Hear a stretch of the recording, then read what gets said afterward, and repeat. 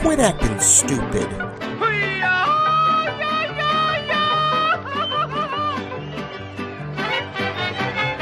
With Bobby, Jamie, Rudy, and Andy. Hello and welcome to the latest episode of Quit Acting Stupid. I'm your host, Jamie Paredes, and joining me as always are my brothers, Bobby, Rudy, and Andy. Say hello, boys. Hello, boys. Hola, So- ¿cómo estás? I realized I screwed that up because when I jumped out from the overlay that was in front of our faces, I jumped towards the camera, but for some reason, my face wasn't on the screen. So I don't Hey, know. man, it's tough. It's tough. It's tough to get We down. need to get a full-time producer to help fix all the problems with this show. Yes. Well, today, I don't want to take up too much time because I'm excited. We have a guest. It's been a little while. Yeah, let's get right worry into it. nobody's listening anyway. Yeah, I'm rest in really peace. late on that drop. I was searching, but basically, dude, nobody cares how we jump out of the logo. Nobody's watching anyway. So let's get right to Sorry. it. We've got a special guest this week. We want to interview him, talk about all the fun things that he has to talk about. So back in the 80s, when we all lived in old Northeast, we played for the Northeast Royals T-ball, and one of our teammates was Ross Cascio, and so we wanted to bring Ross on, and so we'll bring him on here shortly. But let me tell you a little bit about, like I said, we go way back, all the way to the early 80s. We played T-ball together. He and I did. Jamie, I think, was a bat boy. Maybe Rudy was a bat boy on that team. Our dads coached T-ball together. Then Ross moves away, and then fast forward about 20, 30 years, and then our some of your boys were playing together. So I did a horrible job at that explanation. Little That was babies all absolutely grown awful. up. Yeah, Let's go ahead and you don't have to agree with me, Andrew, but that was awful. that was an awful. I was thinking it the whole time. So Let's just bring him on. This is the Welcome, fun. Ross Cascio. Yay! See, when you introduce him, We have to go real quick, back and when you edit. introduce him. You tell all the stuff, and then you say, "Please welcome Ross Cascio," and then he comes out. You said it was Ross like 5 minutes ago, and everybody's like, "All right, just bring him out." Sorry, I'm looking for the. You there it is. blew it! You Yeah, did blow it. totally blew that one. I thought it was Ross, good, Bobby welcome to D. the show. Thanks, guys. Yeah, so going? welcome. Yeah, sorry, I totally botched your introduction. Maybe we can go back and fix that in post. Well, it's no big deal. I already told you, I think, before we started, Rudy said he would have a production guy over here getting me set up, a sound guy, a Sorry. light. I can't get the lighting right. None of those guys showed up, so I'm doing the sound best I guys- can over here. His kid's sick, so like everybody's kid apparently. So yeah, sorry, man, that fell through. It's all right. I It's okay. apologize. But you look great, man. You look great. I appreciate it. We blew our budget on the cool intro. Yeah. Yeah, that's Absolutely. good. Apologies. Hey, guys. Bobby D never has seen the Brady Bunch, right? Because he didn't know which way to go when the Yeah. box is there. Right? Yeah, well, you know what? I actually jumped towards the camera, and something happened, and my face Okay. wasn't there. So he was always Alice, so he You- was in the middle. Ooh. So he didn't know which way to go. You would think Alice maybe only pops up at the end too, right? Yeah, She's so not she- in there so- the whole time. Yeah, so he didn't quite know Alice what to just do. pops up. you would think this is the first show I've ever done. You would think that maybe I had been drinking tonight, but no, I just No, need He to. drinks a lot. only one of those two things is true, right? Hey Okay, all right. Anyway, guys, so, I want to ask Ross, you. Yeah. Go ahead. Go ahead. No, go ahead, Bob. We first let's see, we met, I guess, back on the ball fields over there in the old Northeast at Bud Park. I think that was my earliest memory, is that we were on the same T-ball team, and your dad, Vic Cascio, was coach for the Royals, along with my dad and Sonny Estrada. And I think that first year we were actually the Patchman Royals. That's right, because Frank Leocardi was the sponsor, That's right. And then Wow. those older kids left, and then we were the CNS Royals for a Cascio couple of and years. Shemeka. Wait. Cascio and Cascio Shemeka. and Shemeka. Yeah, for Well, a couple what is of years. Patchman? What is Patchman? That was his nickname, right? Right, because he was did patches like concrete, As- right? That kind of thing, yeah, asphalt. That right, asphalt. Right, yeah. Oh, So I got you. I got Yeah. you. So he was literally a patchman. He fixed Correct. asphalt. Right. The Patchman So- Royals. Okay. but you were also Holy Cross though too. We did go to school together. That's right. Yep. We were Yep. in, in different. I mean, I was a year ahead of you, You're ahead of and- me. Mhm. but yeah. So Can I just, and also, were let you me not just- Cub Scouts, right? Right? Oh, yeah. they were. Cub Okay. Scouts. Oh.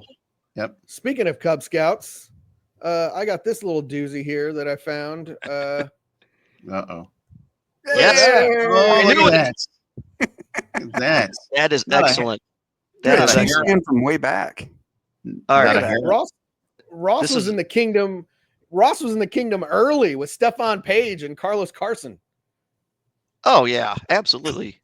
Do you Yeah. remember how hard it was to get Chief stuff back in the 80s? You It always saw the Cowboys and Steelers stuff and Yeah. Eagles. Rarely did you see any Chief stuff. Yeah, it was. There was a lot of. Yeah, I remember Cowboys and Steelers are the two ones that I Cowboys and remember. Steelers were the big. Yeah, they were. The Now big I ones. remember. I think, and Rudy, you've mentioned it on this pod before. Running through Arrowhead, like because nobody was there. I think we were with the Cascios for some reason. Or does that ring a bell? No. I wasn't in know. on that deal. But Okay. no. Okay. Well, let me I- ask you this, because I was really young before you left Northeast in '84. I was, hey Ryan. Is that Oh that my same jacket? God, is that the jacket that's in the picture? No way. No way. That can't No, be. It can't be. It's Is that- not the same one. I just got this at Rally Yeah. House. But look That at it. has the That's same arm, the same armband and everything. right. And that Okay, I've got a Your million taste did different not things in change. my head right now. I've got a million different things. You mentioned Rally House. So I went to Rally House yesterday. This is what I kind of wanted to start with. I went to Rally House yesterday. Anybody get their Chiefs merch? I got my Chiefs merch. No. You get this? This was last year. See, Yeah, I was got just it clearance. I got it. See, I didn't get it last year when it was a $50 t-shirt. I got it this year when it was only $20. See, and next year I'll get this year's shirt. So yeah, I went to Rally House, got my gear discounted. They were looking at me weird. They're like, "Well, the new stuff's over here." I'm like, I'm aware. Yeah, I'll be back in a year for that. Which I'd be lying if I said I didn't grab some new gear. Check this hat out. You Oh guys see yeah. that? Nice. It's got Wow. it's got the logo. It's got that. I like it because it's not the same. It's not red, and everything I have is red. So I needed a little like something that. to commemorate the actual Super Bowl. So I like yeah, that thought was pretty purple cool. and green. Feels very It's very New Orleans. And Yeah. before I even got it out of the car, before I even got it home, I spilled some salsa on it. So So perfect. welcome to the family. That checks out. Exactly. Exactly. So yeah. Did you guys get any Chiefs gear yet? Other than Ross? I mean, did you guys go any? You guys aren't gear It's people. funny. It's funny you even brought that up because I realized about sometime in the summer last year that I never got anything from last Super Bowl. Like Right. not a single, because those gray, like all the official Super Bowl stuff being gray or navy blue or like Yeah. a neutral color so that they can just put any Same logo stuff. on. I don't like that. I want red No. stuff. And so then you got to look for kind of this secondhand, I don't know, or you got to look for very specific stuff. The gray generic ones they have tons of, but all the other stuff sells Right. out quicker, I think. Because And see, it's hit and miss. I got this hat. It's got the Vegas logo on it on the side. The one I didn't get anything from was the one in Arizona. I have no merch from that one at all. So I don't know. Maybe I can find. I think that I just somewhere. got like a 3-time Super Bowl champion or whatever, just like a post. Dude. Like, nothing that said specifically Phoenix, I don't think. But Ross, I did see you get Ross anything is besides that something- jacket? I didn't. And actually, I got the jacket back in December. I had someone got me a sweatshirt for my birthday. Didn't fit. But I also got a Ryan. gift card to Rally House. So I kind of combined them. Got the retro looking starter satin, button down jacket. How awesome Right. is that we could literally pull up a picture of you from Yeah. at this point 35 years ago? His taste No, have stayed the easy. same. 40. 40, yeah. Oh, at least 40 years ago, and yet Yeah. and yet you've got the same coat on, or I'm a big fan of the retro looking gear. I like the retro stuff too. I like but- the helmets with the single bar face mask logo. Those. I mean, that's what I'm talking about. Yeah. I should have Well, brought some I of that down. I didn't think we were, but yeah, I got some. Hold on. I I think I have that logo. Keep talking. Bobby's got that. I should have mentioned this earlier. I didn't notice it earlier, but if you sit back a little bit, Ross, your hoodie says Kingdom on it. I know it's very intentional. We do not allow that talk. You just by purchasing that, you gave. Oh my God! Look at that trash can. That was the trash can in his bedroom since. I mean, didn't it have a Chicago Bears magnet? I was about to ask if that was still there. There it is. is. It is. And I think it's in the same spot that it used to be. It is. You mean that Chicago Bears magnet that Jason Alexander gave to me? I think it was Jason Alexander back in like, I don't know, 5th, 6th grade. Yeah. George Costanza? The actor? Correct me if I'm wrong. I The wish. mask, the face mask on that Bears helmet is broken off. Yep. Oh my goodness. Yeah, that's outstanding. That thing hasn't come off in 30 years. It's I know, right? Dirt circle on it. It's bro. I knew it. I knew the face mask was broken. That trash can's at least 45 years old, right? So did At that least, belong? Did that Yeah, well, belong 'cause to you outright? Like I you don't bought even that? remember. That was- It was one of the first early Christmases, so I have no idea. For those It of was you in watching, your room. for those of Yeah, you right. listening on Spotify, he's holding up a trash can that we had back when we were kids with the old Chiefs That's logo on amazing. it. Do you remember the old logo? That's amazing with the And- two and the- bars. The interesting thing is their logo really hasn't changed very much, but you No. could definitely tell that's from the late 70s or early 80s. Right. Like the font of the word Chiefs, And the face yellowish- mask, that kind of thing. Yeah. yellowish tint. That trash can is now got to be used, obviously, with a trash bag inside of it, because before, when we were back in the 80s when we used it, we just threw trash in there. So there's kind of some gum stuck on it. And I was gonna say we would spit Yeah. gum in that thing. I remember. yeah, there's gum in it. So it's rusted inside, as you might expect for something that's 40 plus years old. So, But I guess the reason I asked about whether it was yours is that eligible for a draft? Because it was something that we all. so let's. But it take a was in step your back. room. Let's take a step back. Have we talked about the draft on here? We talked have, about but that? Ross probably doesn't know what we're talking about. So let's fill him in. Somebody fill him in. Basically, when Go ahead.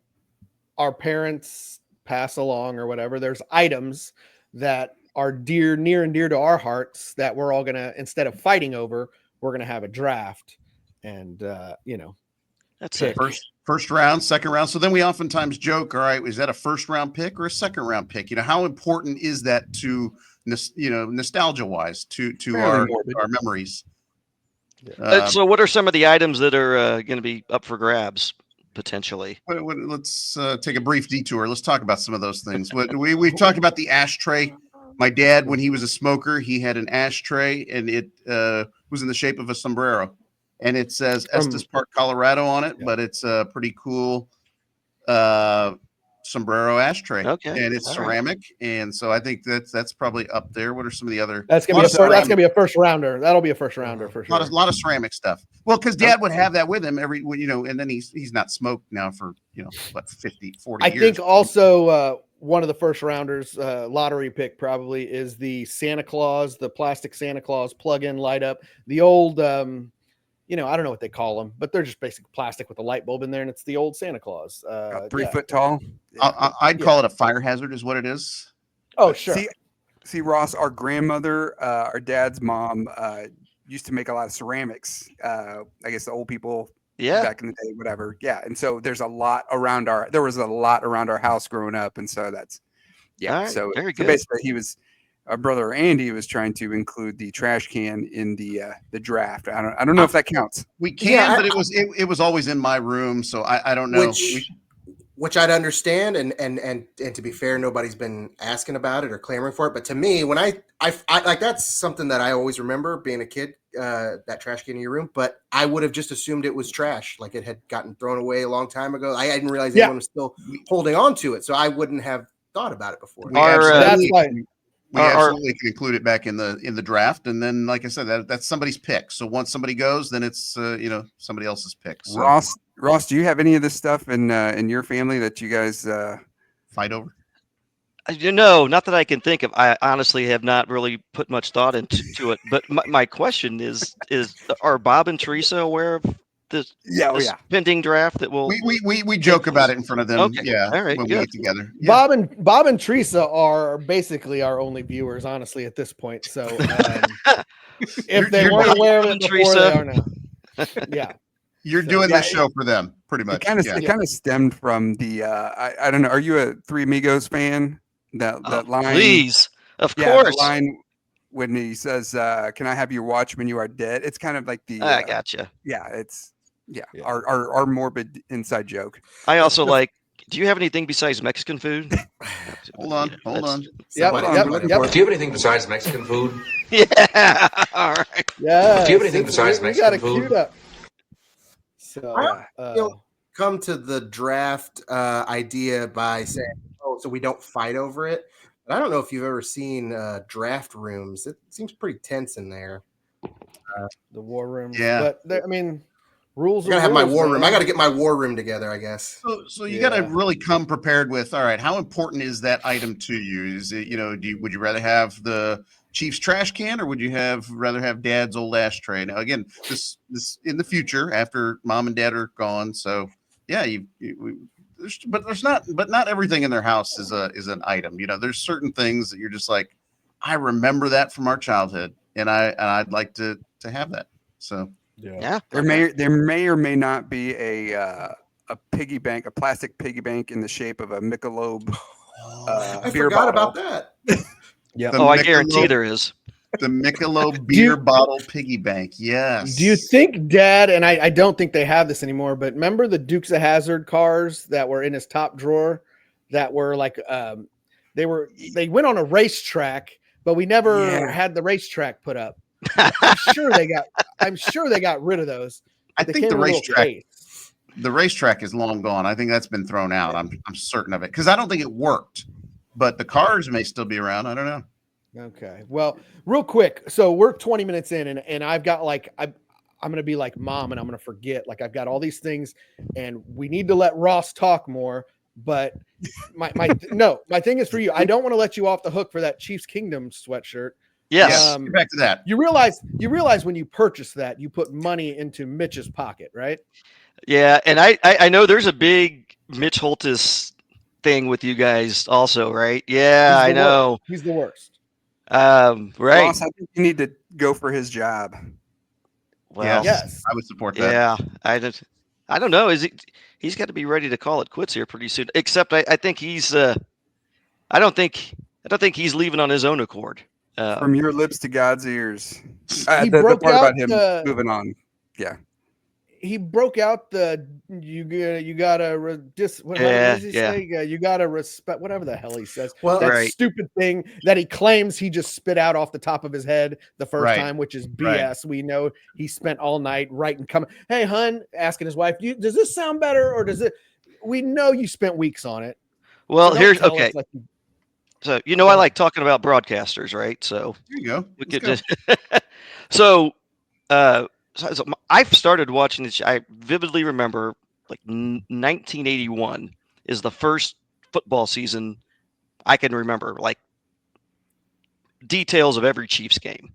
Mm-hmm. Listening to. So I was 6.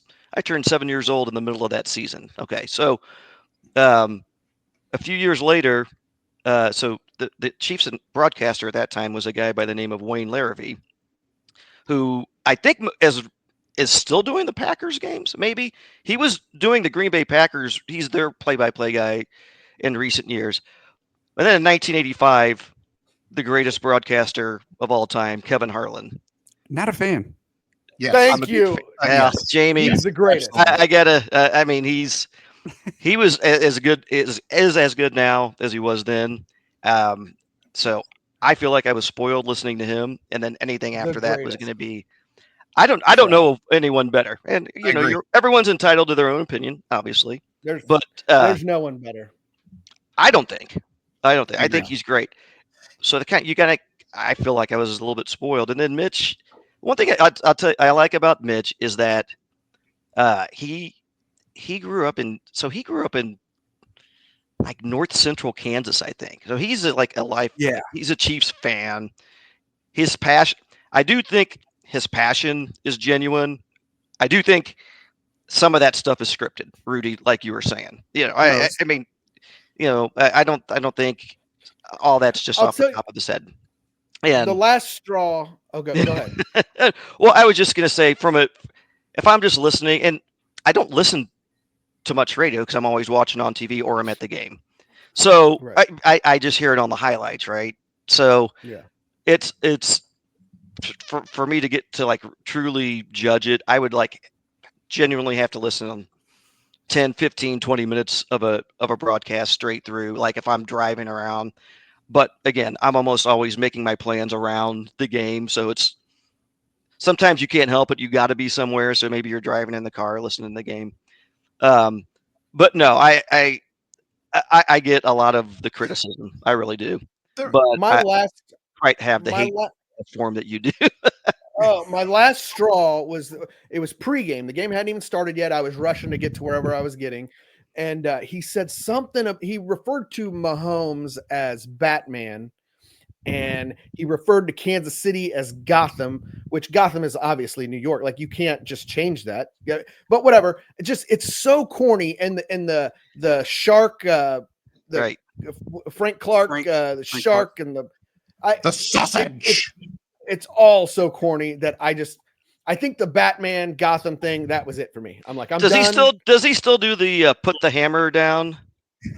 That was Kevin Harlan put the hammer down, wasn't it? No. Kevin Harlan was "Oh Baby, What a Play." There you go. And what was the one that Kevin Harlan does in basketball? Like no regard for human life. No, that's it. No regard for human life. Love it. Love it. Yeah, no, awful. But the nectar, the sweet. Going back to your question, though, Mitch still does do the put the hammer down, and that's corny. Yeah. The sweet nectar. I think that's the good word for it. He's kind of corny. I'll give you that. But corny. Jamie's more of a Bob Costas guy, I guess.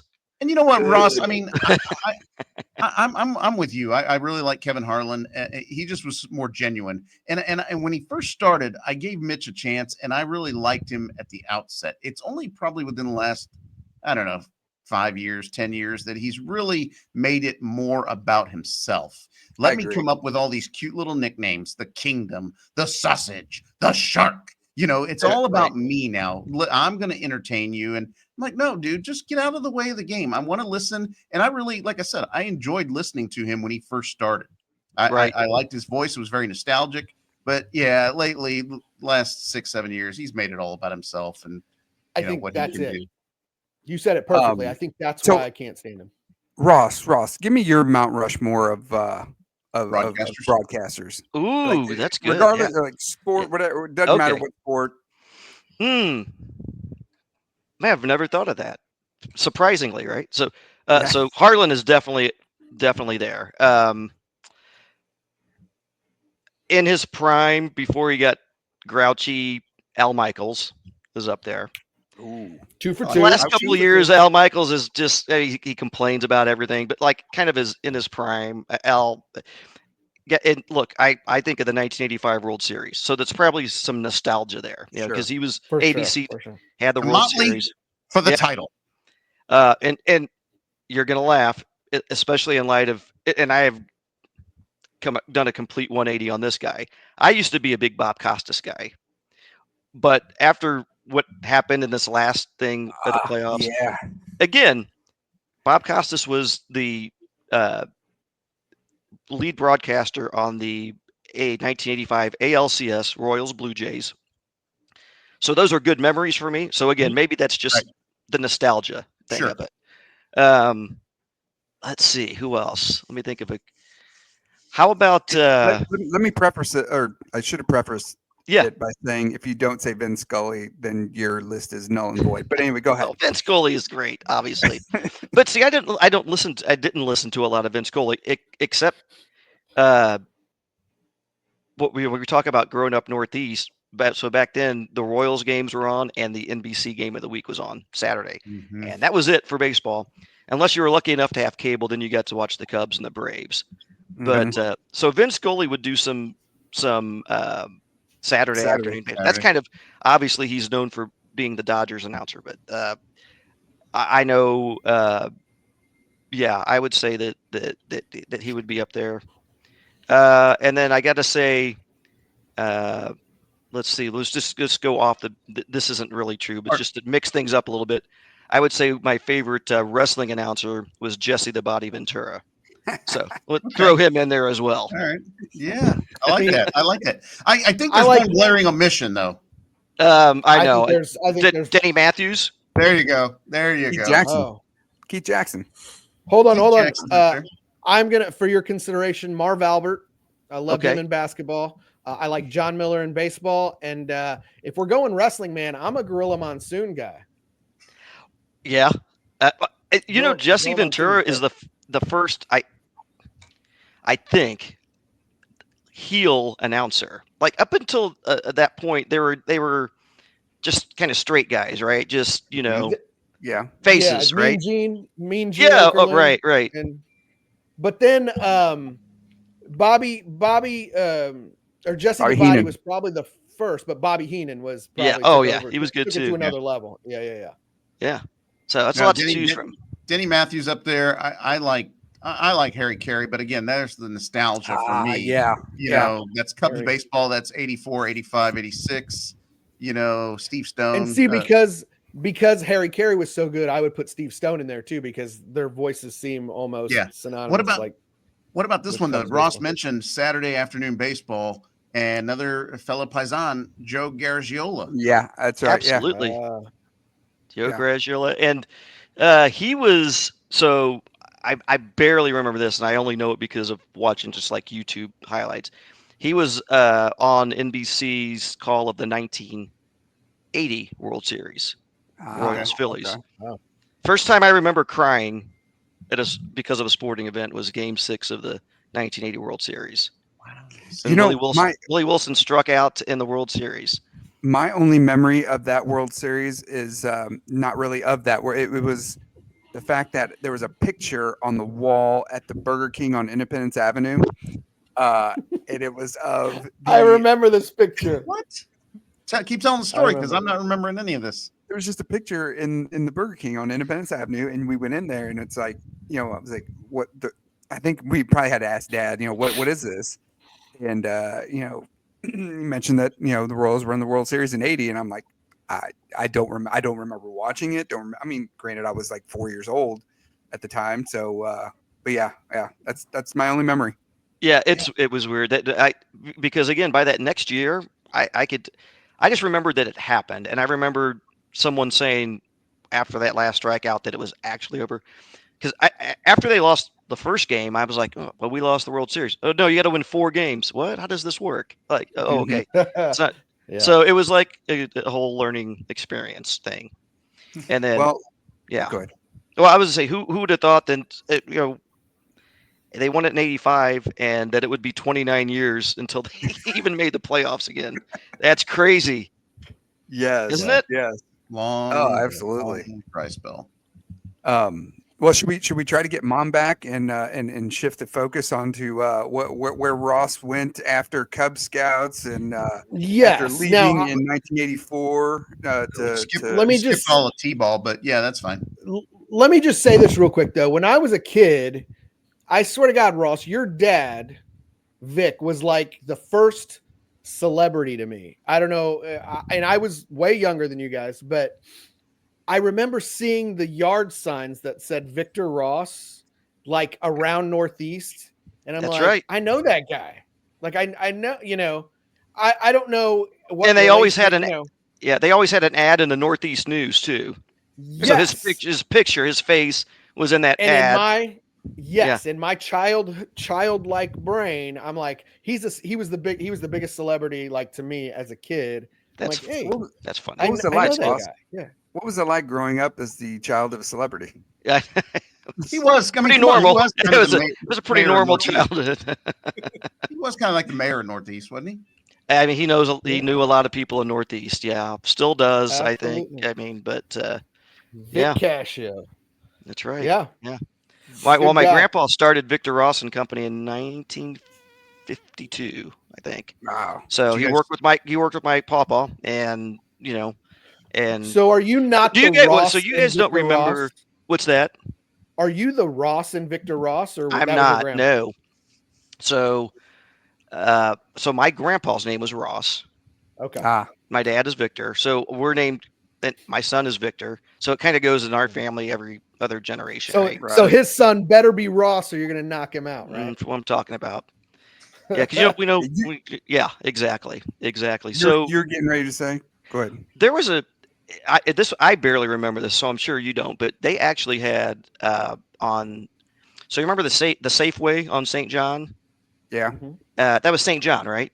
Yeah. So right, just on that little strip, they had a place called Casio's Corner, which was like a little burger joint, ice cream shop kind of thing. Oh. Until about, I barely do, because it was by the mid to late 70s, he sold it and then just did real estate full time. Okay, so this was pre. Okay, so that's why he was doing real estate. I think. Time. Yeah. But you just went straight into real estate. You're like, hey, I'm done with burgers. I'm gonna go slang some buildings, huh? I'm telling you, he still references his time as a line cook at Casio's Corner, though, whenever he's making malts or burgers or anything like that. So nice. Yeah, good times. I like Very it. cool. Another memory I had, though, real quick, and this is the last one. Like, and again, I was younger than you guys, but if I'm not mistaken, the Paredeses, Cascios, and Shemaikas, we were all really tight. Like, we would go to each other's houses. I remember going to your guys' houses, and the parents would like be hanging out, and we would be there, and we talked about this pre-show. That's how we were introduced to ColecoVision. But I do remember, if I'm not, I swear to God, it was those Shemaikas, Cascios, Paredeses were pretty tight, weren't they? Or am I just misremembering that? Yeah, no, I think you are correct, and I think it was a lot of families were like that back then. It was a different time in that area for sure. Yeah. But it was, we lived on Quincy, right? So right down the street from Holy Cross. My last I remember that year living there was 4th grade. I mean, I'd walk by myself to school and back. Probably a better way to say it is I would run home from school because I was chicken. But people, it's like there were bullies that would beat people up, right? Like beat people up on that. Like that. What was that street? Was it Denver or not Denver?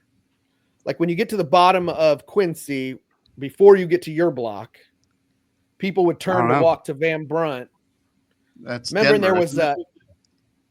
What was it wasn't Uncle Charlie's. There was a store. There was a store there, but it wasn't Uncle Charlie's. No, that was people would buy those cinnamon toothpicks.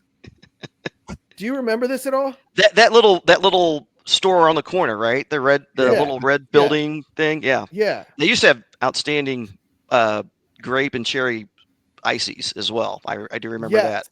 But do you remember what it was called? I don't know, and I don't remember who had the place. Like M&M. Was it M&M? I don't what street did you guys live on? We lived on 6th. Okay. So we were a block south of Independence Avenue, right off of Hardesty. You know where the big Army surplus building was? We were right there in the shadow of it. So the fact that we were south of Independence Avenue, it felt like we were miles away from everyone at Holy Cross. No kidding. Everyone would head north on Quincy and west to Van Brunt, and I was so jealous because we'd get picked up by grandma and have to go away from everyone. Yeah. Like everybody would go home, change clothes, and play on Van Brunt, and we would be, miles away in my head, Because we weren't just south. We weren't just south of St. John. We were south of Independence Avenue. So it was like a whole nother neighborhood over there. Yeah. When you guys went to the movies, where did you call go? that the other side of the tracks? Blue Ridge. Blue Ridge, Blue right? Ridge. Yeah, Blue Ridge. same. Blue Ridge. The Blue Ridge one East the and one that West. was its own building, not the one in the mall, right? Yeah, that was Blue Ridge East. Annex. It was the annex. Blue Ridge East. Yeah. That's where I saw The Empire Strikes Back. And here's another thing you mentioned. Great times. They had that twirly steps. Yeah, it was excellent. Here's another thing you mentioned, going, hanging out as, families together or whatever. I do remember going to that Blue Ridge East, going to see Ghostbusters. And I think we might even still been in our uniforms or something like that. It might have been like after a game or something. And we went to see Ghostbusters. And I only remember that because at some point I went to the bathroom and I came back and I went into the wrong Ghostbusters movie theater. And I'm like calling out for mom and dad or whatever, but I'm in the wrong movie theater. Yeah. So it's traumatizing.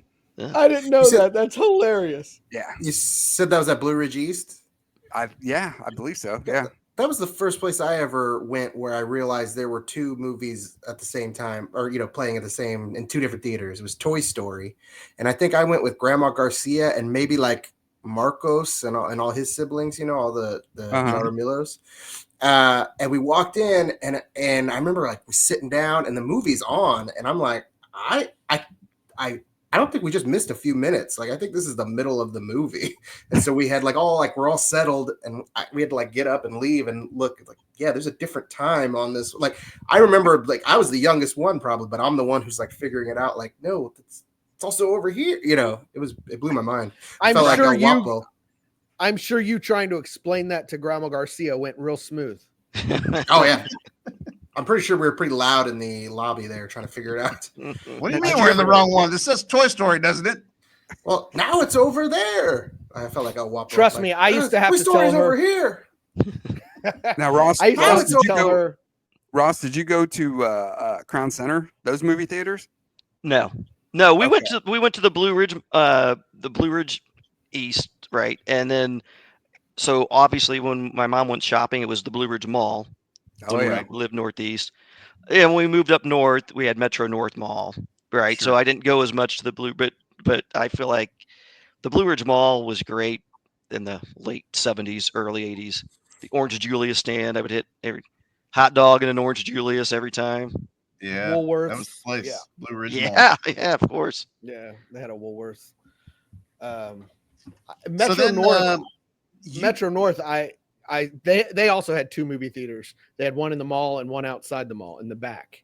Yeah, and that's right. I saw the cable guy there, but anyway, go ahead. So we played a lot of t-ball together. I mean, it seems like all of our memories revolve around baseball because we played so much t-ball together. Did we ever, you and I, play pitch ball together? Yeah, 1 year. Yes. Salinas Tree and Lawn. Okay, I couldn't remember whether you had played with us or not. They had those Oakland A yellow jerseys with the green letters. Yeah. So we had the white jeans. I think we had white jeans. Yes. And then the yellow shirts with the green lettering. Yeah. Yeah. And then when I moved up north, my first team was the Spoilers, and they had red jerseys so it was like red and gold. They were like Chiefs colors. Red, the pullover jerseys, right? Not the button down ones. Right. Pullover jerseys with yellow script and then yellow pants. Nice. Pretty sharp in my opinion, but yeah. The Spoilers. Not as sharp as the Royals when I coached and we had all powder blues, right? Well, you're jumping ahead. I'm just saying. You had all powder blues, but the Royal script was they wouldn't do it. They wouldn't do it for us. All right, so Andrew, for your benefits or for your knowledge, we lost track of Ross. Ross, in 1984, you move up to the Northland, and then we kind of lost track of you for a while. Tell us kind of where you went and what you were doing up there. Yeah, so my first couple of years, I went to St. Charles, 5th and 6th grade.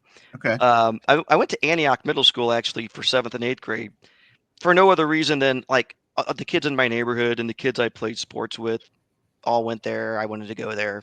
Yep. So those the only 2 years I went to public school, 7th and 8th grade. Went to St. Pius, college at William Jewell. Yeah. before you get to high school, did you? Am I remembering this correctly? Did you and I play together on the Coach Light Chargers? Yes. Football team? Yes. Okay. We did. Coach Light Chargers. Yeah. So what years did you play? Like what grades did you play? Well, 7th and 8th. So I think one year there was some overlap. Yeah, You and that I. one. And I That one remember- year. We'll throw out some names. You The tall redheaded Justin Smith, Jason Smith. Gosh. Jason Smith. Yeah. Because I'm friends with him on Facebook. That's the only Okay. reason I remember him. And then so, Matt and Jeff Ament. The Amens. Didn't Eli play? Eli Pena? Played. Yeah. There was another Hispanic kid, Jesse something or other. Jesse Barrera. Right? Yeah, that sounds familiar. He was my Yeah. age. He was an 8th grader. There He was a played- guy that hit really hard, Mike McGill, I think. Yeah. Yeah. Yeah. What position did you play, Ross? Where'd you play? Ross was quarterback. I was 5th, Quarterback? 6th, and 7th grade. No. I'm sorry. Only 5th and 6th grade. And then, And then you got 7th replaced? grade, I got. They realized I couldn't throw, so I got moved out to safety and wide receiver. But I will tell you, my sixth grade year. So back then, you didn't have a 5th grade team and a 6th grade team, so the 5th and 6th grade was one team Combined. 7th and 8th grade was another team. So there were basically 2 teams. So my 6th grade year, I was the starting quarterback. We won the Super Bowl. And I don't have any documented proof of this, but I don't think you can dispute that I have to have the North Suburban Youth Football League record for fewest completed passes in a Super Bowl victory with 0. I mean, you can't get lower than that. So basically, I got to play quarterback because I could remember all the plays and where people were supposed to be, and we had like 4 great running backs. So all I had to know was what the play was, hand it off, where people were supposed to be. Yeah, I facilitated the offense. Matriculated the ball down the field. Yeah, You were a game manager. You were a game manager is what you're saying. I was ahead of my time. Yeah. Boy, good. You were like a Cody Carlson. Kind of, yes. That's what I hated appreciate about that. football growing up was that, when you're a wide receiver and you're playing football in the 80s, or I guess at this point, that was still 80s. It was handoff left, handoff right, pitch left. Yeah. I'm like, so I got to go out and block again on TV. When I watch the pros, they're actually throwing the football, but no, we never threw the football. So we did play football together for a year. That's right. Yeah. So then you go on to St. Pius. St. Pius, yeah. Graduated in you were class of 92. Yep, that's correct. Did you play play sports football? at Pius? Yeah, I played football freshman year, and then before my sophomore year, I injured my knee in like the first padded practice. So in the late August. Do you guys, Bob? You might know Junior Silverio. Do you remember? Yeah, Junior? sure. Yeah. Okay. You know how he's a great football player. He was He was a stud. big dude. Yeah. Big dude, running back. Mhm. Your age, right? So he was a year, and I went to tackle him in practice, and he cut, and I tried to cut with him, and my leg it was a non-contact injury, but Your in leg didn't cut retrospect, with you? no, it didn't. But I think it was a blessing, because if I would have tried to tackle him, I think I got hurt a lot worse than the non-contact injury. So I really didn't come back from that. I mean, back then, I had surgery, knee surgery, and I would have missed most of that season anyway. And then by then I did golf the last few years. So those were the sports I did. So basically, you were going to be amazing if not for that injury, is what you're telling me. I mean, that's my version of the story. Yeah. We'll never know. We'll never know. But you didn't play baseball. Did Pius have a baseball team? We did. Yeah, I played my freshman year, but that was it. Okay. Yeah. Yeah. So nothing of note. I just remember We did win. We won state my junior year, class 2 though. We were small class at the time. Mm-hmm. I just remember that since so much of our early childhood was about formative years were in baseball, that I wondered kind of when you gave it up. That was it. The game will tell you when it's time to give it up, right, Rudy? Yeah. Let me tell you a quick story. So I am 16 years old at this point. I'm playing for a team. I think Eli Pena was on this team as well. we're playing out in Raytown with some guys, and I'm playing out in right field. Ball is hit to me. I know the ball is coming my direction because I saw it come off the bat, or at least what I thought was the ball. You see this big orb, and it wasn't. And so I'm thinking I have to come in for the ball. I start coming in, and as I get closer to the ball, I realize it's way over my head. So I've come in way too far. Great. Yeah, exactly. So I think that was also the same time that I was playing football, and somebody, I was in the end zone. Somebody threw me a pass, and I'm wide open, and I caught a touchdown. But it wasn't until the last second that I saw the ball. So I started to tell my parents, "Hey, I don't know. I think I might need to get my eyes checked or something." But yeah, lo and behold, the whole time I needed glasses. No, that was the end of my baseball career. Nerd. That's a bad way to find out. I hear you. Yeah, it's frightening when the ball is hit my direction. Yeah. I know it's coming out here because I saw it leave the bat, but as far as where it is exactly, no idea. Yeah. I feel like you were just terrible though. Like I needed glasses too, and I was still amazing. I love that story. I don't know. Anyway. All right, so let's fast forward. You go on to you graduate from Pius. Was there ever any thought of leaving Kansas City to go to college somewhere else? No, not Columbia. So MU, that's about as far. Like I looked at MU, at KU, Rockhurst, William Jewell, but I ended up at Jewell primarily because I got to. They had a radio station there, and they got to. They let their students. It was a student-run radio station, and on top of that, it was a smaller school, so you could go in as a freshman and start broadcasting games, which is what I was interested in, right? Yeah. So, as opposed to if I would have went to Mizzou and you go like the journalism school or the broadcast, you're like 2 years before you even get a chance to get on camera. So I got really valuable experience going there, and right away, my freshman year did Liberty High School football on the radio, 250-watt radio station on campus. 91.9 KWJC, right? Look at that. Station identification. Just rolled off the tongue. Well, it's easy to remember. It's K and then William Jewell College, WJC, right? So it's, but then after that, I got to do Jewell football games and basketball games. Dynamite drop-in money. That's right. That's right. R.I.P. Bob Euchre. That's right. Yes.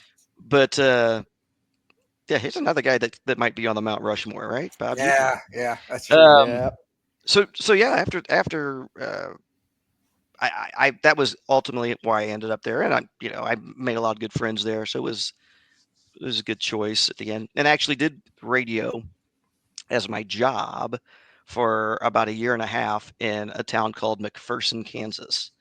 Okay, tell us about that. I don't know about that too much. Yeah, it's like right in the middle of Kansas, so it's about 3 hours from here. You just take I-70 to Salina, and then head south. What were you doing there? I was doing sports, but in towns like that, you had to also be like the news guy. So, yeah, you had to give the farm report. Yes, the farm report. I had to go to city council meetings, school board meetings, all this stuff I wasn't interested in, because they didn't have a guy to do each of those. They had a guy to do all of that. Yeah, including sports. So if you want to do sports, you got to also do this other stuff. And it was people were nice there, right? But it was a small town, and it was like the kids went to high school, and then they went off to college at KU or K-State or wherever, Wichita State, and then they didn't move back again until they were like 40. So I was like a 22-year-old, 23-year-old kid, and I felt like I was the only person my age in the town. And it's just one of those things. I was like, okay, that's how I kind of shifted away from that as a career, because it was like, not that there are guarantees in really anything you do, but it's like, I may be bouncing from small town to small town for who knows how long. And is that the lifestyle I want to live? And, so it was a hard choice, but as I got back to Kansas City and did things not related to broadcasting, I found my way into the Rockhurst High School Yes. football broadcasting. Voice of the Hawklets. And did There you that for go. about 20 years. So, Yes. Yes. All right. Were So you tell doing us it how that that long? came about. You were 20 doing years? it for 20 years? Mhm. Or is that a joke? No, Really? no, I started in 1999. Yeah. Wow. Yeah. Hey, And you just missed me then by what, 4 years, 5 years? look, Rudy. By the span of an entire high school career. Yeah. So just missed me. Yeah. All right. So start off by telling us, how did this opportunity come about, or how'd you hear about it? Yeah. Well, what happened was, so when I came back to Kansas City, I was working at Intercom Radio, which was KMBZ, KCMO, Oldies 95. There were like 6 stations there, Yeah. but I was in sales. And so I did that for about 6 months. I didn't really like it. I mean, I liked the radio business, but not that part of it. I wasn't good Did at you get it. free didn't like- cassettes? Probably. Free cassettes and stuff? I think so. This But was hold on, let me interrupt. This was a sort of the heyday, or the beginning of what I'll call sports talk in Kansas City. Was this like when Don Fortune was on the radio? Yep. Okay. So, and when I was in college, so now I'm jumping back here a few years, but when I was the summer before my senior year in college, I did an internship at KMBZ for Sportsline with Don Fortune. Sportsline. Yeah, he was kind of at the forefront of all that. He was the guy. He was the man. I got to know Don really well. Yeah. And is he still alive? Do you know? I think so. And he moved to good. Florida, like Tampa, the St. Petersburg area, which is where my sister lives now, by the way. But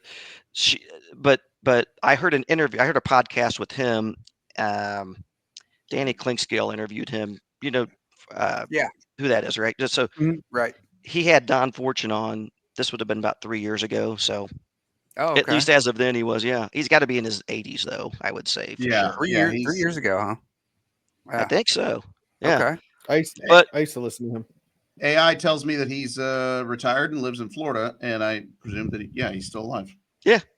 So anyway, so when I was Allen Iverson, he got back to you that quick. Go ahead. He just got done practicing. Okay, so I'm working in sales, right? And like I said, I didn't really like it, but a guy that I knew there that I met while I was working there was about to go work for the Catholic radio network, or the Catholic Family Radio. It's some AM station like 1380 or 13. Yeah. Anyway, he knew my background. He knew I had a background, and he's like, "Hey, I got a call from him one day, like probably in the summertime before that season." Mm-hmm. And he's like, "I'm putting this thing together to do Rockhurst football. I've got a play-by-play guy, but do you want to do color commentary for it?" Yeah, I'd be interested. Sure. So that's kind of how I got started. And it's interesting because over the 20 years or so that I did it, 2020 was the last year that we did it. We bounced from one station to the next. And that guy that started it was like long gone by then, off to doing something else. But Tony Severino always told me, as long as I'm here, you can do the Rockhurst games. So I was like, nice. Yeah. He was a good dude. Is it because your last name ended in a vowel? That didn't hurt, probably. Coach Stev, I know what's up. I see Severino, Cascio. Yeah, I think there's something there. Yeah. Well, I said forget about it. So it ends in 2 vowels, so it's even better. True. Yeah. All right. I stumbled upon you, Ross, on the games maybe not too long before we started coaching or whatever. But I have to say, when you were, I do appreciate the fact that you would take my texts about the game during the game while you were calling. I'm glad you brought that up because, and I would respond to you sometimes, right? Yes. Yeah. It's like, holy crap, he texted me back. I'm like, yeah. So I'm like, look down at my phone. Jamie Paredes. What? I don't know. Yeah. So I remember because he's at the game or he's listening to the game, right? And Yeah. he's just like, what the hell is going on with, so yeah. How I try fun. to. I appreciate that. He's working here. Yeah, he knows. Sweet. So what was your did you I assume you enjoyed it. You did it for 20 years, but tell me what were your impressions of the school and of, because you didn't go to Rockhurst, so you're right. a Pius guy, so just tell me, what was that experience like, as far as, obviously it's great to have a good relationship with the head coach, and like you said, he said you had a spot there as long as he was there. So well, yeah. Tell us about that experience a little bit. Yeah. I mean, yeah. So I definitely would have to start with that. He was great to me. I mean, he's a legendary coach, but he was a great dude. And it treated me. So I mean, I can't say enough good things about Coach Seth. And honestly, because when I first started, I'm like 24 years old, right? And I was kind of I had never met the guy before, and he, even at that point in his career, even though he would go on to win 3 or 4 more state championships after that, when I was calling the games, he had already won 3. Won it as Shawnee Mission Northwest. Yeah. So he was already a legend in Kansas City, and I was intimidated as hell. It doesn't hurt that he's well over 6 foot. Right. He kind of cuts an intimidating president. So the first time I called him, I'm like, hey, I introduced myself, told him what we were doing. So like, can I come and record? Yeah, can we work something out to where I can record a pregame interview with you? It's like, yeah, come on out. We practice on Thursday. We'll be done at this time. So I would drive on a Thursday before a game, talk to him after practice on my cassette tape recorder, that we would play back later. And just as nice as could be. Like I had gone to school there, like he had known me since I was a freshman in high school, which obviously he didn't. Yeah. And shortly after that, he was like, if you want to come a little bit early on Friday, so you don't have to make a trip on Thursday and then again on Friday, let's just do that. Okay. Before long, anytime they would have to make a road trip, like I could ride with the team, like right on the team bus. If we're going to Jeff City, going to Columbia, which they did all the time, right? It was not uncommon. Even the out of town trips, right? So I was like part of the traveling party. So he was great. Everyone that was the AD at the time was Doug Bruce. Yeah, he was great Coach to me. Pete Campbell was the AD there for a while. Yeah. All those guys, and honestly, I will say. So you said what was my impression of it? I mean, high school kids in general are knuckleheads, but when the Rockhurst football team would travel, and you had 70 kids going into Golden Corral in Sedalia for pregame meal. I mean, they're very well behaved, very polite. I mean, it was impressive. I have to say it was very impressive.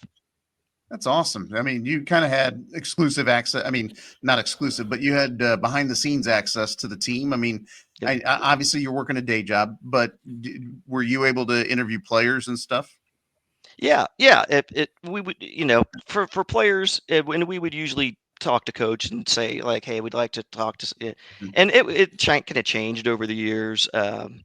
Mike Dirks was also one of the ADs. I don't want to leave him out because Mike was really good to me as well. But yeah, he just, there would be some years where we say, hey, can we grab a kid after the game, like a star of the game or whatever? Sure. Yeah, no problem.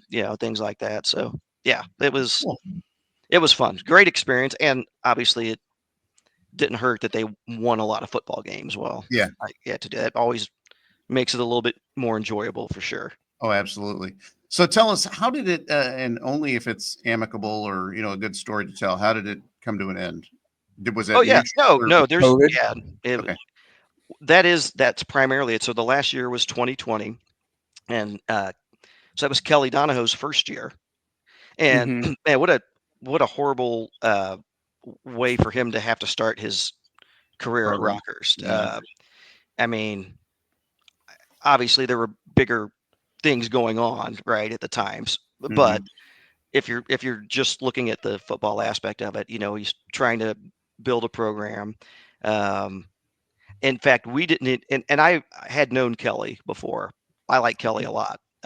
He's been very. I don't know if you guys have ever met him or talked to him. We've met him. Yeah, he was very good to me.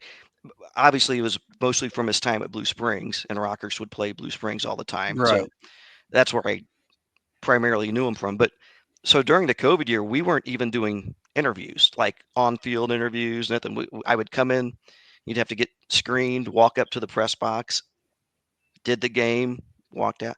You could talk to him on the phone, and I think Mark Miller, who was doing the play-by-play at the time, Yeah. he may have he may have recorded some stuff over the phone with them, but nothing live. And so that was the last season we did. The next year, Mark had put some kind of package together to where we could possibly be on 980 KMBZ, so a bigger signal. Sure. Yeah. But I don't think I don't think they were able to get it sold right to the and so it just kind of fell apart that way, and I don't know that anyone did their games that year.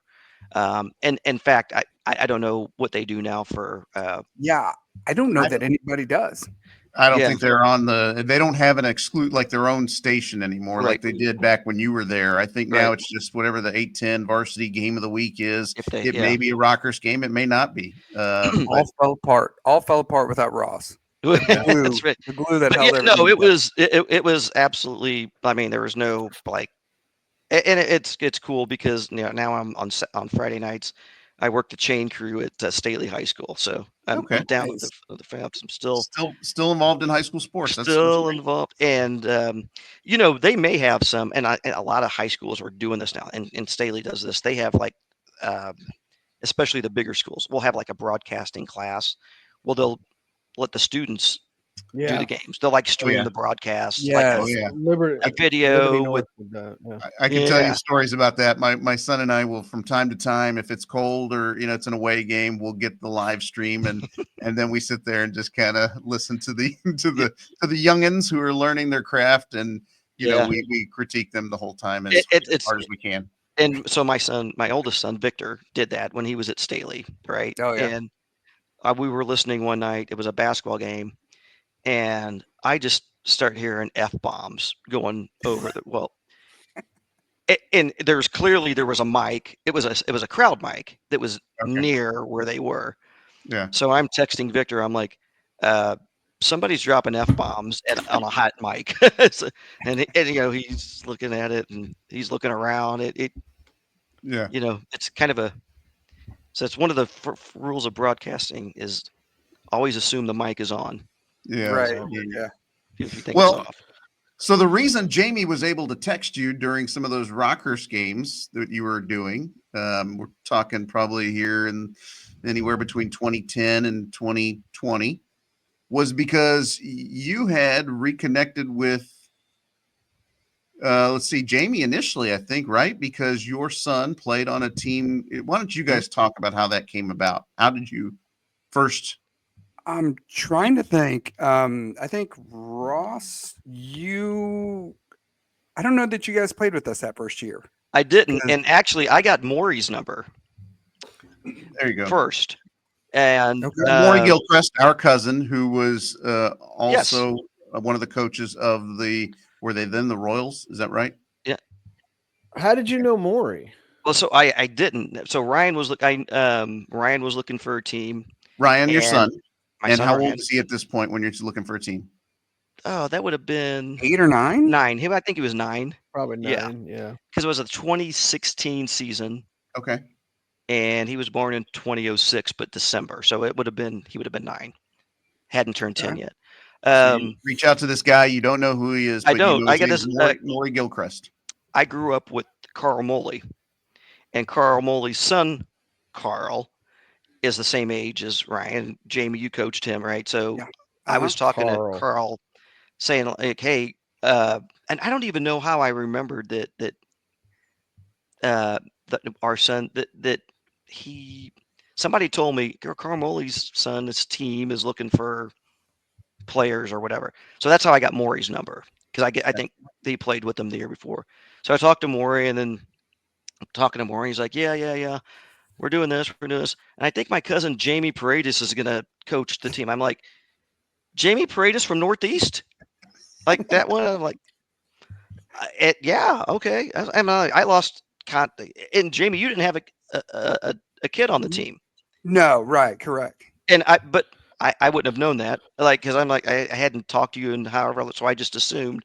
It's like, oh, okay, Right. Jamie's got a kid on the team, and that's perfect. It's good to know somebody. So yeah, that's kind of how it started, and we played that first year with them, and then Jamie, that was the last year you coached, and then Rudy, you took over the team after that. Yeah, I'm trying to think though. The whole thing got started originally because Rudy, you got involved. Your son Manny was playing baseball. Yeah. And so this would have been the Royals, year before. This would have been the year before you joined us, Ross. But go ahead. The way I got started was so we moved up to the Northland and we were looking for a team. We moved from Independence or Blue Springs area to the Northland, and Manny needed a baseball team. And one of my old teammates from 3 and 2 from the micros, James D. Peralta. I ran into him in the Northland, and he's like, oh, we realized we had sons the same age, and he was still very into baseball, but he had 2 sons, and Manny was right in the middle of both of his kids, ages.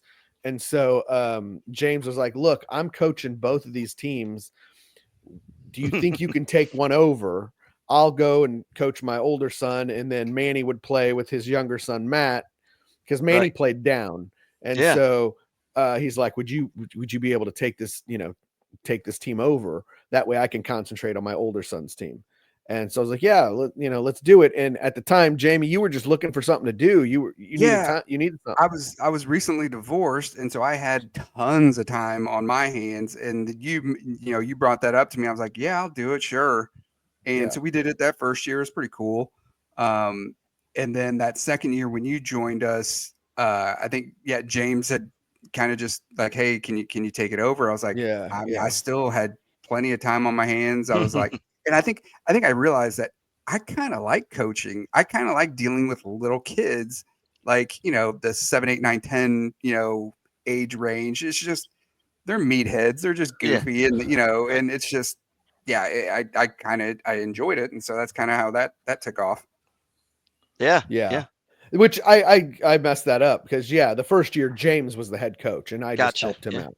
And that's when he realized, he's like, man, I can't do both of these teams. Because a lot of times he would have to leave because the games are at the same time. So I would kind of have to take over. And and I remember Ryan's first game on the Royals, and Jamie was managing using the fall baseball rules with regards to scoring. Do you remember that? Do you remember that Sounds incident? Right. Yes, but I can't remember what happened. Something happened. So we were winning. It was first game of the year, up by 7, and Jamie just I don't even remember who. There was 1 inning left, and Jamie's thinking, well, the most runs we can give up in an inning is 6, because that is the rule in fall. Like they try to speed the game or get the games in, right? Whatever. So they max the scoring out at 6. So Jamie just puts. Do you remember who it was? I don't, and not that we even want to call out a kid. Let's call him out. Was it Jet Yoakum? Let's call him out. Honestly, I have no idea. Was it? I think it was Jet. Okay. Just because he wanted to pitch and he hadn't done it all, or hadn't done it much up to that. It was the funniest. So the 6th run scores, and it's going to be the last inning anyway. So obviously Jamie doesn't have anyone warming up behind him because it's like, well, this kid's either going to get 3 outs or give up 6 runs, and we're going to win either way. And he's like, "Time, Blue. That's 6 runs." And he said, "Okay, thanks for letting me know." It's like, whatever. He goes, "No, that's all they can score." He's like, "Those are the fall rules." And Jamie's like, "Oh shit." And he's like, you can't get somebody warmed up at that point. And I'm like, well, hopefully he can just. I don't think he was able to get out of it. I think we ended up losing. Went ahead and then losing. Yeah. So. Yeah. Thank you for bringing that up, Ross. I probably never. It's a good story, right? What a blunder! Blew the lead. Yoasted by Jamie Paredes. We got yoasted. You lose. Terrible. Good day, sir. Yes. Yeah, so I deserve that one. But no, thanks. That was those are good times. So honestly, that was a lot of fun. We did kind of become title town there for a bit. We won a lot of trophies, man. We really did. I threw a lot of those trophies in a dumpster in Liberty. That's because unfortunate. I'm like, what No, am I going to do with this gigantic fucking trophy? Like, Yeah. I'm tired of moving it from place to place, just into the dumpster. But we had quite a few of them, though. I got to make a side trip here. You were on the Coach Light Chargers, and maybe it wasn't the same year, but do you still have the trophy that we won for winning the Super Bowl? I've got some gigantic trophy. Yes. I still have mine. It's either. I think I have at least one here at my house, but I bet because I have three of them. I won in Super Bowl in 5th, 6th, and 7th grade. Okay. Ooh, Mahomes. No, yeah, we were the original three-peat. You can't say three-peat. You can't say three-peat. We'll owe Pat Riley some money. Pat Riley has a trademark on it. Even though this was before Pat Riley, I mean, come on, this is 84, 85, oh, that's 86. right. If you would have trademarked that, that's a good rolling point. in it right now. But I think I will say I think I have one of them here, and I'm pretty sure my parents have the rest of them. Really? Yeah, I just when Rudy was talking trophies, I just remembered I got a Coach Light Chargers trophy still here. Yeah, those were some sweet uniforms too, by the way. I think my dad at one point still had his jacket, the satin jacket. That I don't know if he still does. I'm sure he still has it. What, are you gonna throw it away? My dad doesn't throw anything away. Yeah, I'm sure he's still got it somewhere. That would be great. I might take that in the draft if it's still around. Jesus, you didn't even play for him. It doesn't matter. It reminds me of my father. Okay. Yeah, that was those were some nice uniforms. So, and then at one point, my son played with your boy. Yeah, that's right. Well. So, Ross was our scorekeeper. That's right. He reminded us of that. Yeah, that's Ross right. was a scorekeeper. Did Ryan go on to play anything? And did he continue with baseball at all in high school or? No, he did. He did a year of football, but he has golfed every year. Yeah. Okay. So he's on the golf team at Staley. My son Victor's on the golf team at William Jewell. They're both seniors. And then I have a daughter that's in 7th grade, and she's dancing all the time. Rudy, you know the dance life, right? What studio is she at? She's at Code. Oh, I know Code. I know. You know Code. Okay. Yeah. All right. Yeah. That's where Rudy's quite the dance mom. No, yeah. Yeah. So Macy started in dance for a little bit, and then they all moved out to Kansas. She continued to dance out there for a little bit, and now she's in the cheer world, which is okay. It's so weird because it's very, very similar but completely different. Like for a dance competition, you know, the entire family could come in for free. You're there basically from Friday afternoon till Sunday night. Oh yeah, competition, and everybody just comes in for free. Cheer, it's good because like you're only there for a couple hours on a Saturday, early Saturday morning. You're done by noon, so that's great. But it also costs $32 a head to get in and see her cheer one routine for like 3.5 minutes. And so that's crazy. It's insane. You're not spending as much on costumes though. So you'd have older daughters, right, that went through dance, or at least one older daughter. Yeah. The daughter that danced basically since she was 3. She's 21 now, and she is on the Johnson County Golden Girls. So and she's still dancing. Where did she dance? Like growing up, was she up north? Like at one of the studios. They started in Liberty, or no, they started in Independence, and then the studio moved up north, and then she kind of ended it there. So, yeah. Which one was that? Melrose. Oh yeah, of course, yeah, I know that one. Yeah. So, gotcha. All right. So there you go. So pre-show, Ross was telling us about his story. You've got a Sonic Slam story that you were going to share with us.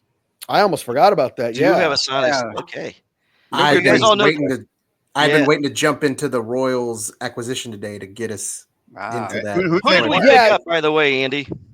Yeah, Carlos Estevez, the one the closer from the Angels last year. I think he got traded to somebody. I think wasn't he a closer for the Phillies? I think he got traded to the Phillies at the deadline, but he was with the Angels earlier in the season.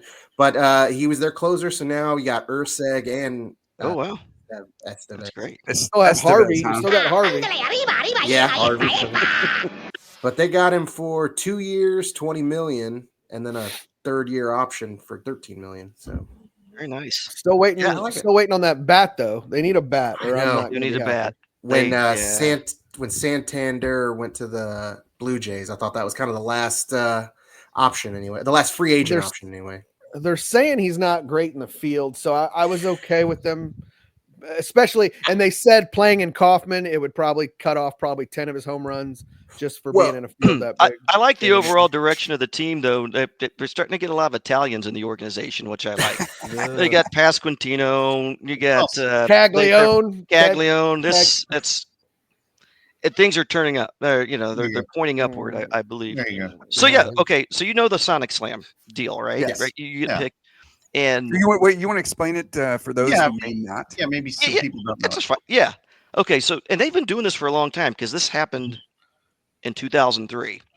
So you just enter, you just fill out that. You probably do it online now, but at the time, right on the Sonic bag, there was a form you fill out and you drop it in the mail. If they pick you, you're the player. You're the Sonic Slam player for that game. In the 6th inning, the Royals hit a home run. You get $100. But if no one hits a home run, that $100 carries over to the next game. So then it's worth $200, so on and so on. But if they hit a grand slam, $25,000. So in 2003, you remember that was like the one good year in the middle of all those bad years. Johnny right? Damon? Juntos podemos. No, Johnny Damon was gone. That was Tony Pena was the manager. Ken Harvey, maybe? Mike Sweeney. Mike Sweeney, Joe Randa. Who? Joe Randa. Wow. Mike Sweeney. Mark Was Desi Relaford on that team? I think so. Or I'm trying to remember, 'cause I think I had. We still had Carlos Beltran. We hadn't traded Beltran yet. I had Esteban MVP Herman? baseball from that year, so I remember all the names of Aaron Guile. That's good. That was perfect. I'm just throwing out random Royals at this point. I'm trying to just find the most. Let him get back to his story. So I was the contestant for this game, and back then they didn't put it on TV. They just announced it on the radio. So the radio broadcast says, "Hey, our Sonic Slam player of the game today is Ross Cascio from Kansas City." And you happen to be the Royals. I wasn't listening. That's just, and they didn't tell me ahead of time. Gotcha. I didn't know. So this is the Royals at the Twins. It was a weekday, but it was a night. It was a weeknight game, and I was watching the game. Right, shocker, but so Raul Ibanez, I know you remember that guy, right? Mm-hmm. He led off the inning with a home run, a solo home run that was worth $700, which I didn't know I won at that point because I'm just watching the game. So my dad calls and says, "Hey, can I borrow some money? I heard you just won $700." I'm like, what are you talking about? He says, "Yeah, I heard you were the Sonic Slam player." I'm like, "Oh shit, okay, hold on, I got to go." So I'm like, now I'm interested. It's like, well, I've already won $700. At that time, my wife's coming home with my son Victor. I don't even know where they were. He's 6 months old at the time, right? So as she comes walking in, I'm telling her what's going on, what happened, explaining to her the rules, all this stuff. And while all this is happening, the Royals are mounting another rally. So it's still the 6th inning, and all of a sudden they've got runners at first and second, and I'm like, this could still happen. Okay, whoever the third guy was walked or something. I'm like, now the bases are loaded. I'm like, this could actually. So do you want to guess who came up? So you haven't said his name yet. You haven't said his name yet. Raul, I imagine we're probably at the top of the order now. Emil Brown. No. Wow. Okay. Carlos Fablis? He was the rookie of the year that year. Oh, Angel Baroa. Angel Baroa. Okay, so it's like he had some pop that year. Yeah. I mean, he wasn't Bobby Witt Jr., but it wasn't out of the question that he could hit home run. He could definitely do it. He could definitely put it over. So I'm like, okay. I was like, I'm just like getting legitimately nervous now. Wait, what year is this right now? This is 2003. 2003. Okay, so are you looking up on your phone like how many home runs has Angel Baroa hit this year? No, nothing on the phone. Do that on your phone. You're too Phones didn't do that. I don't think you could. There were no smartphones yet, were there? Okay. Yeah. I had a flip phone in 2003. Right, I watched all the games though, so I knew enough about it. So I was like, I'm like, okay, I think I got a decent chance. Okay. Well, so Ken Harvey's the runner at third, and at this point, the Royals are beating the Twins by probably 4 or 5 runs. They got some middle reliever in. Rincon, I think was his name. I'll have to go back and check. But Ken Harvey is the runner at third. And this pitcher, uncorks a wild pitch. Oh, and here comes Ken Harvey lumbering down the line. Of course, right? Scores. And I looked at my wife and said something like I didn't know if he was going to hit a home run, but I guarantee you he's going to hit a home run now. And on the next pitch, he hit one over the left center field fence for another $100 instead of another $25,000. Holy crap. You could have had 25,000. You end up with 800 and which was $800 more than I had before the inning started. Wow. But nonetheless, so of all the, if you didn't hate Ken Harvey by then, because there were many reasons to hate Ken Harvey, but holy crap. That's the time that he's deciding he's going to try to hustle down the line and score. No hustle in his entire career. Don't mind me. I'm just looking up whether Ken Harvey is on Twitter so that we can tag him in this. Oh, let him know just how bad he screwed you. All-star Ken Harvey. He was. Put that respect on. I think that was he actually had some big hits that year. But overall, his career was. Was that before or after he got trapped in the tarp? It might have been. It might have been before that, but after he got drilled by Jason Grimsley, who was trying to throw in the back. No. That was a collision on the infield. Him getting drilled in the back was from a throw from right field. Right. He was involved in a number of bizarre what a things. Terrible. We got to somehow get this in front of Ken Harvey and let him know that it's true. Wow. He owes you. He owes you $24,200. Right. Yeah. Well, that would come in handy now. I'm not going to lie. So let's say Baroa homered and you get the 25,000. Do you still get the previous 700? Or are you getting 25,700? That's a good question. I don't know. I would think so. Because they got 2 home runs. Yeah, guys, we're forgetting one key thing here, and leave it to the financial advisor. But you're gonna have to pay taxes on that too. So you're not actually getting 25,000. But well, all I can think of is when you said you were explaining it to your wife. I'm thinking. You're probably like all excited, and she's like, "Wait, what? You spent $700 at Sonic? What?" Yeah, right. I know. No, she was already like picking furniture out or something. I don't. Of course, what was happening, but yeah. Oh, you know what we could do, Ross? We could do this. We could do Yeah. That's crazy, but it was that. Wow. And you literally told your wife. I don't know. What you said. It was something like that. I'm like, I said, like, well, watch. He's definitely going to hit a home run now. That it's not worth hardly 100%. I said this next pitch is gone, or just something like that. I'm like, and it literally was the next pitch. So I missed it by one pitch. My stomach is in knots for you. How many years later? It's 22 years later. Oh my God. So I want to get you a Ken Harvey jersey. Kids, don't gamble because stuff like that happens. Right. And I didn't even lose anything. I mean, I didn't gamble, but that's just sports. You wrote your name on a Sonic bag. True. It's terrible. Man. Well, good. That was awesome. Great Ross, story. Great story. I'm glad you shared that with us. Do you do we want to introduce Ross to our clip of the week type deal or what? Go ahead. You're the clip man. Or was there anything else you guys wanted to? Nothing. Ross, do you have any? We also do a quit acting stupid award every week. Yeah. Think back over the last week, in either just in your family or maybe just out there in the media, out there in the press. Tell me. Are you saying that because Ryan walked by a few minutes ago? What has Ryan done in this past week that makes you just want to look at him and say, "Quit acting stupid"? And I know there's something. I don't know if I want to air his dirty laundry.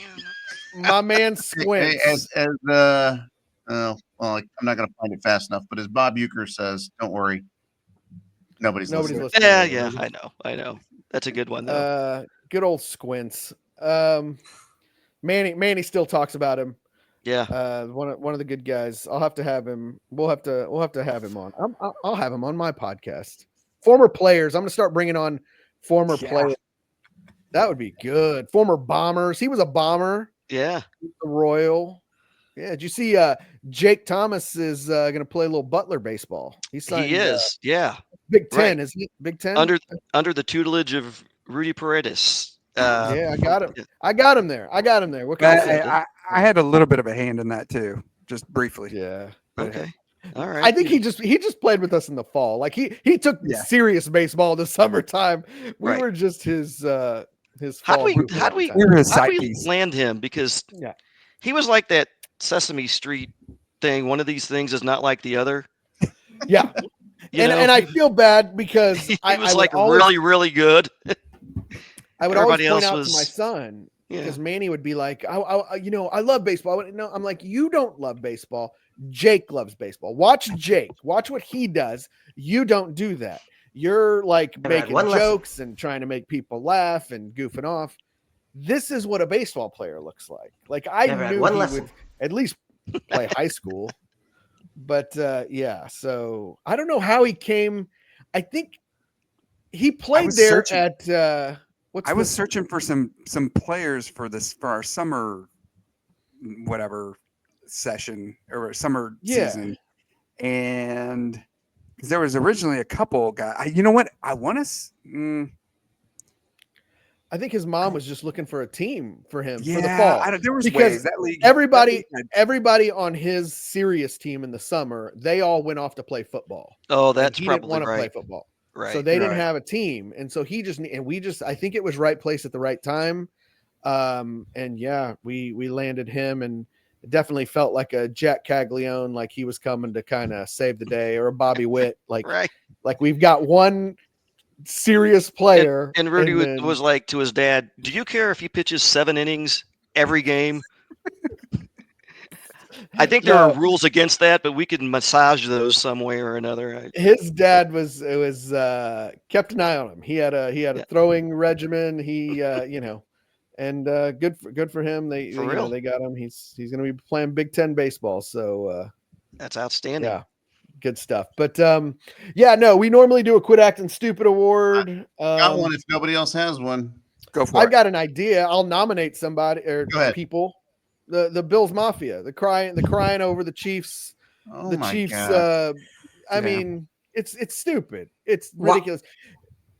Go ahead. I was gonna say, I think there's been a lot of talk about some of the ref calls in this game, just like they always are. But the one I keep hearing was Mike. I think it's Mike Florio said something about they need to put chips in the ball so that you know where it's at, because they're talking about that fourth and one. And I don't know why that one stood out to me. Like, this happens all the time. Why is it just now this game that we have to put chips in the ball? Like, I don't know. You know what really bothers me is, in 2018, you'll remember that the Chiefs lost to the Patriots in the AFC Championship game and didn't get the ball in overtime. Proposed a rule that offseason, hey, in the playoffs, both teams should get the ball, even if the first team scores a touchdown. Voted down. 3 years later, 13 seconds, Josh Allen doesn't get the ball. And guess what happened after that? They changed the rule. Yeah. Changed the rule. I mean, people forget stuff like that. Yeah. So to me, it's like, and we talk to Jamie all the time because Jamie's never on Twitter, and the other three of us are. That's where we get all of our information from. And basically now when I open it, it's either about refs, the Bills, or Trump, and I can't do any of those. So I kind of have just shut it down for the week, and that's I've probably actually been the blessing. same way. I haven't opened it as much as normal because it is those three. It's those three pivot. things, and I'm like, wait, real quick before you pivot, I just want to say when Andrew was talking about chips in the ball, did anybody else just think of like Doritos? I got hungry. Tortilla chips, like I did too. I was thinking of like Jamie mentioned who's gonna have a Super Bowl party. I said whoever has it, whoever's house we go to, needs one of those footballs where you put the chips in it and it's got a spot for the dip. But that's what I was thinking when you talked about chips in the football. But anyway, go ahead. I'm starving. He should have clarified microchips, right? Yeah, because microchips. You were thinking Doritos. Andrew does have a point though that the chains, and again, this is coming from someone that's on a chain crew. It's kind of an archaic way of measuring first downs. There's got to be a better way to do it. But we've been doing it that way for 100 years. Like I guess so. Why? I guess that's now the time. Yep, that's it's a little frustrating because it's a good point. It's true, but now just all of a sudden, like you said, why is it now and not? This has been going on forever. So, and I would also they'll change it. They'll change it. Yeah. Whatever. We'll still. There's still nobody's gonna. You can't.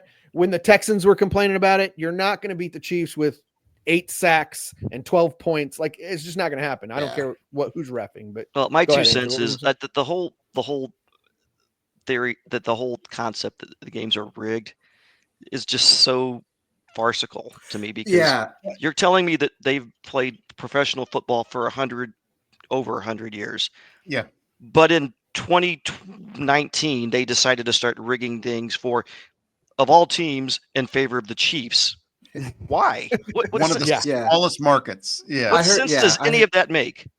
Yeah. And then, and I think Nick Wright even brought up the idea that, people talk about the league is rigging things to see the Chiefs and to see Taylor Swift and all this kind of stuff. But it's like, you do realize the league is made of the 32 owners. I don't think the other 31 owners are sitting around thinking like, how can we rig this for the Chiefs again? And not only that, but the league was doing just fine financially before the Chiefs even had Patrick Mahomes on the team. Right. That the fact that they're doing this for money, why the Chiefs, and how does that help?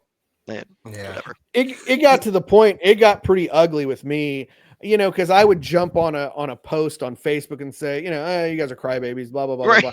And then one guy dug his teeth in, and we started going back and forth, and there were some obscenities, typed out, and then he comes back to me after about 6 back and forths. He goes, "Oh, I see you work at Ford. You're just one of those degenerates, probably just out of prison, and calm down because you're gonna raise your blood pressure and probably hit your girlfriend and all this."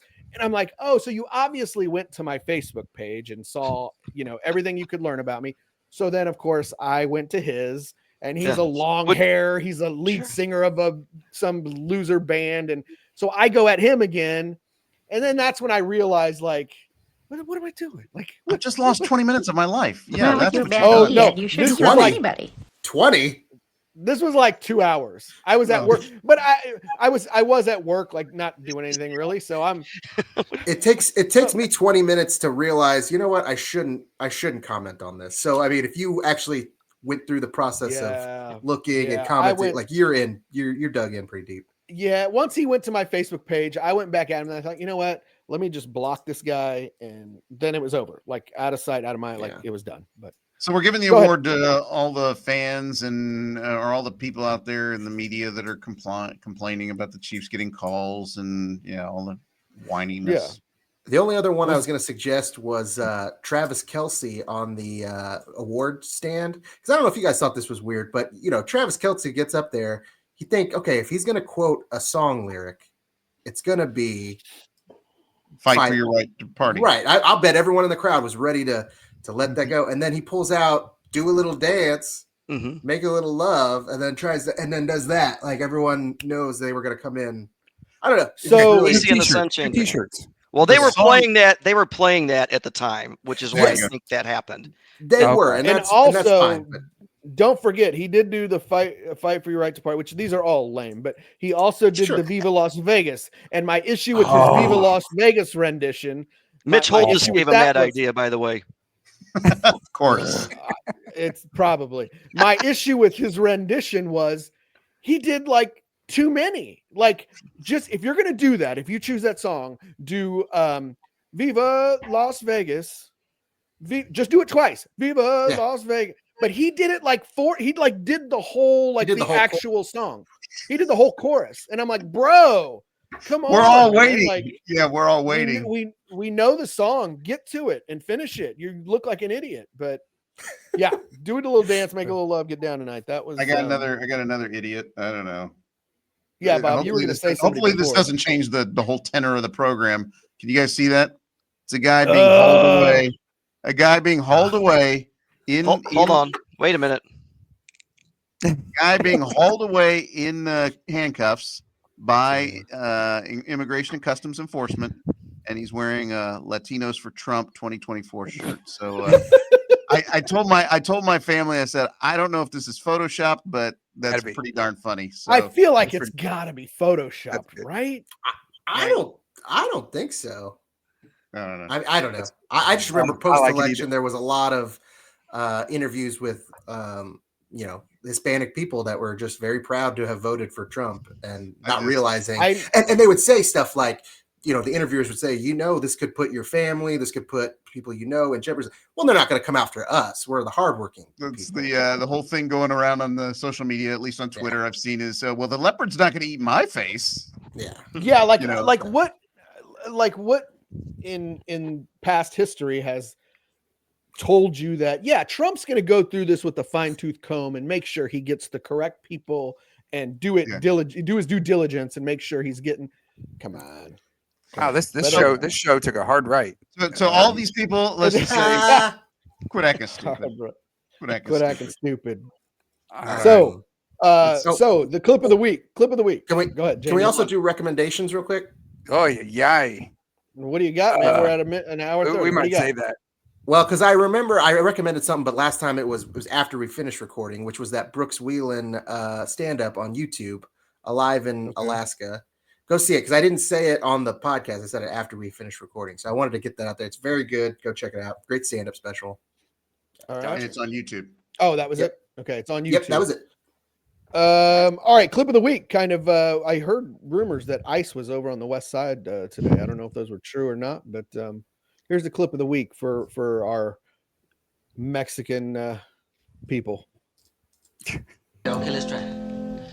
Mexican Americans don't like to just get into gang fights. They like flowers and music and white girls named Debbie too. Mexican Americans are named Chata and Chela and Chema and have a son-in-law named Jeff. Mexican Americans don't like to get up early in the morning, but they have to, so they do it real slow. Mexican Americans love education, so they go to night school and they take Spanish and get a B. Yeah, leave that in. Mexican Americans love their nanas and their nonos and their ninas and their ninos. Nanu, nanu, nina, no, no. Mexican Americans don't like to go to the movies where the dude has to wear contact lenses to make his blue eyes brown, cause don't it make my brown eyes blue? And that's all I got. How do you like it? Oh, that's good. Pretty good. Huh? It's like a protest tune, man. Yeah, I dig that, man. Yeah. But while you were singing that, I wrote another tune. Oh yeah? Yeah, it's like the same thing, only different. Do you want to hear it? Yeah. It's like a little more rock and roll than all right, that. We'll get down. It's something like this here.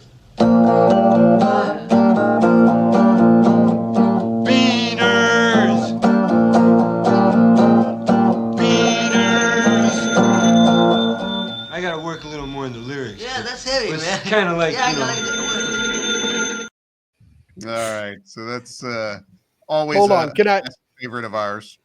I just want to say something real quick. There's a little Easter egg in there. Our grandma's name is Chata, so every time I see that's R.I.P. Our grandma. Yeah, R.I.P. Chata. I also really love that he wrote that song. I was like, while you were singing that, I wrote this song. Yeah, paying no attention to his song. Guys, it's a protest tune. It's Gotta work on the lyrics. Gotta work on the lyrics. Oh man, that was fantastic. That's always one of our favorites. So if your skin is a little dark like mine, maybe you need to not answer the door. Next, Yeah. Well, is it okay if I laughed at any of that? Is it? Yes, allowed? absolutely. No, Okay. you cannot laugh. Well, You I cannot would laugh. be mad. sometimes I don't know the rules. If you didn't laugh, then we would be mad. But Okay. Ross, real quick, wouldn't you? Don't you guys? Nina, no, that's like Italian too, right? We're more Nani and Nana. Papa. Nani. Nani and Or Papa. Nani. I've heard Nani. Yeah. Okay. Okay. All right. Or Nana. Yeah. Well, we want to thank our guest. We're at the hour and 39-minute mark. We want to thank our guest, Ross Cascio, for joining us. Right on the mark. Joining us tonight. Thank you so much. I know I apologize for butchering that entire introduction. You would think I'd never spoken the English language before, so maybe we can fix that introduction. But anyway, it was a blast having you here and just kind of walking down memory lane. So I appreciate you joining us. For my brothers, Jamie, Rudy, Andy, and our guest, Ross. LeBron James, go Chiefs. Don't forget to like and subscribe and do all that fun stuff. Until next time.